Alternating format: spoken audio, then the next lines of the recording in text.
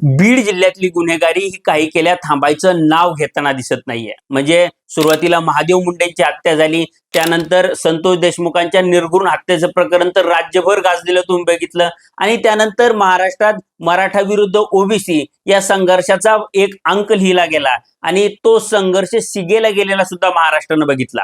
आता त्यानंतर पोलीस खात्यानं काही कारवाया केल्या, काही गुन्हेगारांना अटक केली आणि या सगळ्या गोष्टींनंतर बीड जिल्हा कुठेतरी शांत होतोय असं दिसत असतानाच बीड जिल्ह्यामध्ये आणखी एक निर्घृण हत्या झाली आणि ती हत्या आहे विलास घुले नावाच्या एका हॉटेल चालक तरुणाची।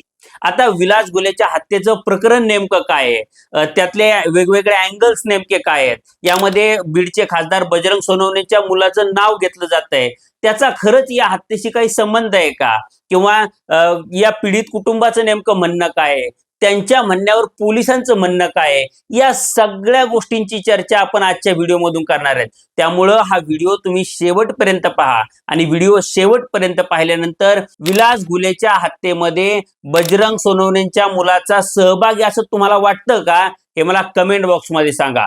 सोबतच तुम्ही जर अजूनपर्यंत लॉजिकल सिद्धांत आपल्या युट्यूब चॅनलला सबस्क्राईब केलं नसेल तर आधी आपल्या चॅनलला तेवढं सबस्क्राईब करा।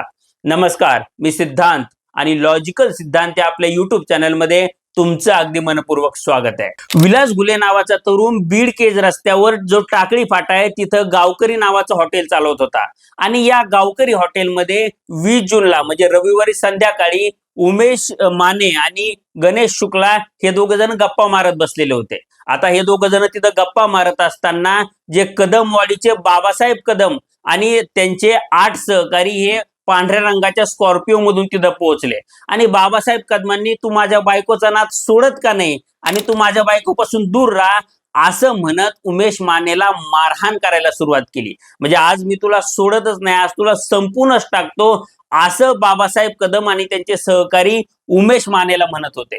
आता या सगळ्या झटापटीमध्ये किंवा या सगळ्या मारहाणीमध्ये उमेश तिथून निसटला आणि तो केजच्या दिशेने धावायला सुरुवात झाली। आता उमेश धावायला लागल्यावर बाबासाहेब कदम आणि त्यांचे सहकारी सुद्धा उमेशच्या मागे धावायला लागले आणि या लोकांना रोखण्यासाठी विलास घुले सुद्धा त्यांच्या मागे धावायला लागला। म्हणजे या लोकांना रोखावं किंवा हे भांडण होऊ नये किंवा उमेशचा जीव वाचावा यासाठी विलास हा मध्यस्थी करण्याचा प्रयत्न करत होता किंवा बाबासाहेब कदम आणि त्यांच्या सहकाऱ्यांना थांबवण्याचा प्रयत्न करत होता। आता विलास घुले हा भांडणामध्ये मध्यस्थी करतोय किंवा उमेश मानेला आपल्याला संपवायचंय, पण विलास घुले त्याला आडकाठी ठरतोय, म्हणून बाबासाहेब कदम आणि त्यांच्या सहकाऱ्यांनी उमेशला पकडलं आणि रामेश्वर गायकवाड नावाच्या त्यांच्या सोबतच असलेल्या एका तरुणानं विलास घुलेला चाकून भोसकलं। तो गंभीररित्या जखमी झाला, नंतर त्याला केजच्या रुग्णालयामध्ये नेलं पण त्याचा मृत्यू झाला आणि त्यानंतर टाकळी गावामध्ये अतिशय संतापाचं वातावरण आपल्याला बघायला मिळालं। आता विलास घुलेच्या हत्येच्या या संतापातूनच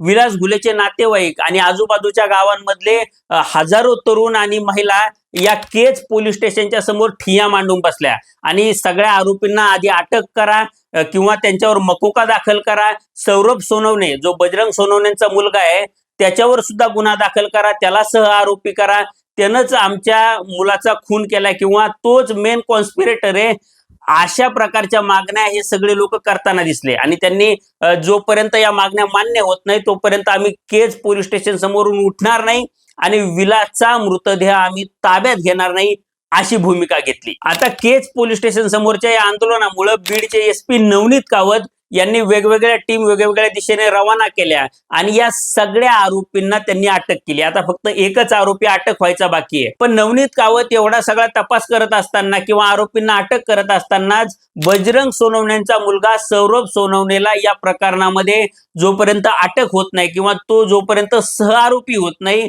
तोपर्यंत आम्ही विलासची बॉडी ताब्यात घेणार नाही असं विलासच्या कुटुंबियांनी सांगितलं। आता केज पोलीस स्टेशन समोरचा हा मॉब वाढत होता, यामध्ये पंकजा मुंडेंनी मध्यस्थी करण्याचा सुद्धा प्रयत्न केला आणि त्यांनी विलासच्या पार्थिवावर अंत्यसंस्कार करावेत यासाठी मध्यस्थी केली आणि काल अखेर विलासच्या पार्थिवावर अंतिम संस्कार झाले। आता हा झाला विलास घुलेच्या हत्येचा घटनाक्रम।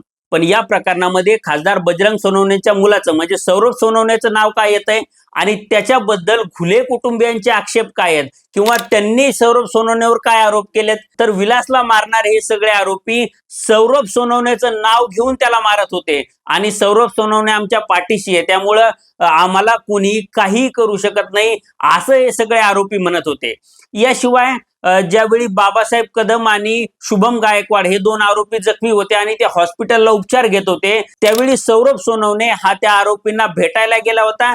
शिवाय त्यानं केज पोलीस स्टेशनला फोन करून या आरोपींवर गुन्हा दाखल करू नका असं म्हणून पोलिसांवर दबाव आणला, असा सुद्धा घुले कुटुंबियांचा आरोप आहे. याशिवाय हे आरोपी फरार झाले त्यावेळी ते सौरभ सोनवणेच्या गाडीतूनच फरार झाले असं सुद्धा या कुटुंबियांचं म्हणणं आहे. आता यामध्ये विलास घुलेचा जो भाऊ आहे त्यानं एक प्रतिक्रिया दिली, ती प्रतिक्रिया काय आहे ते तुम्ही एकदा बघा. माझी एवढीच विनंती आहे की मी जी सांगितले आता की माझ्या भावाने मला जे ॲम्ब्युलन्समध्ये सांगितलंय की यांचं नाव घेऊन मला मारत होते की आमचं काही होणार नाही, आमच्या पाठीमागं असे लोक आहेत, मी त्यांचं नाव पोलिसांना दिलंय आणि ह्याच्यासोबत माझ्या भावासोबत जो असणारा उमेश माने आहे त्याला पण हल्ला करताना तेच नाव घेत होते. त्याच्यानंतर माझ्या भावानं पण मला सांगितलं होतं आणि तोच नाव मी सांगतोय किंवा त्यांच्यामुळंच माझ्या भावाची हत्या झाली. त्यांनी जर पाठबळ जर दिलं नसतं तर माझा भाव आज जिवंत असता. माझी एवढीच प्रशासनाला विनंती आहे की त्यांनी माझ्या भावाला न्याय मिळवण्यासाठी ज्या पाठबळामुळं माझ्या भावाची हत्या झाली त्याच्यावर योग्य ती कारवाई व्हावी. आणि माझं असं म्हणणं क्लिअर तपास करा, तुम्ही तपासामध्ये पूर्ण त्याचे कॉल डिटेल चेक करा, त्याचा कॉल झालाय का ती बघा. जो गायकवाड म्हणून रामेश्वर ज्याने की चाकूने हल्ला केलाय त्या गायकवाडच्या मुलाचे कॉल डिटेल चेक करा. त्या कॉल डिटेलमध्ये 100% नंबर मिळून जातील. तो एवढा कॉम्पिटिशनली बोलतोय, तिकडनं येऊन इथं हे करतोय म्हणजे ह्यांच्या जीवावरच आला ना तो. कोण नेमकं नाव? रामेश्वर सांगितलं ना मी नाव, ज्यांचं माझ्या भावानी उमेश माने म्हणून आहेत त्यांना मारताना सांगितलंय किंवा सौरभ सोनवणे हा यांचं नाव घेऊन मारत होता, ह्यांच्या जीवावरतीच ह्यांनी हे सगळं केलंय, नाव सांगितलंय.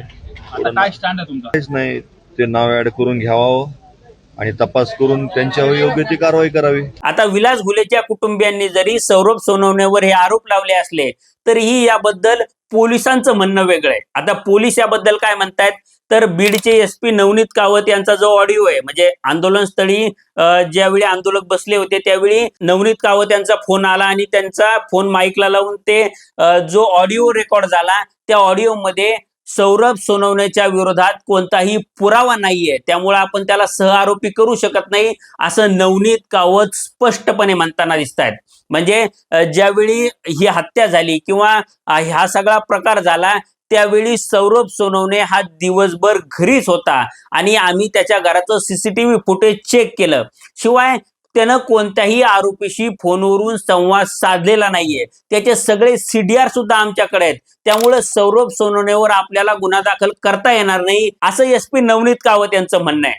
आता जर पुढच्या तपासामध्ये जर सौरभ सोनवणेचा किंवा आणखी कोणाचाही संदर्भ जर सापडला तर आम्ही कोणालाही सोडणार नाही आणि तुमच्याजवळ काही माहिती असेल किंवा तुम्हाला काही बोलायचं असेल, तुम्हाला आणखी काही डाऊट असेल तर तुम्ही थेट माझ्याशी येऊन बोलू शकता असं आश्वासन सुद्धा नवनीत कावत यांनी सगळ्या आंदोलकांना दिलं. आता नवनीत कावत यांच्या आश्वासनानंतर केज पोलिसांनी एक पुरवणी जबाब नोंदवून घेतला, म्हणजे विलास घुलेच्या कुटुंबियांनी हा पुरवणी जबाब दिला. आता या जबाबानंतर सौरभ सोनवणेवर गुन्हा दाखल होतो का हे बघावं लागेल.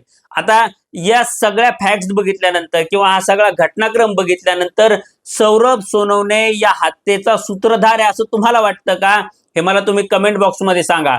सोबतच हा व्हिडिओ आवडला असेल तर व्हिडिओला लाईक करा आणि असेच नवनवीन व्हिडिओ पाहण्यासाठी लॉजिकल सिद्धांत आपल्या YouTube चॅनलला सबस्क्राईब करायला तेवढं विसरू नका. धन्यवाद.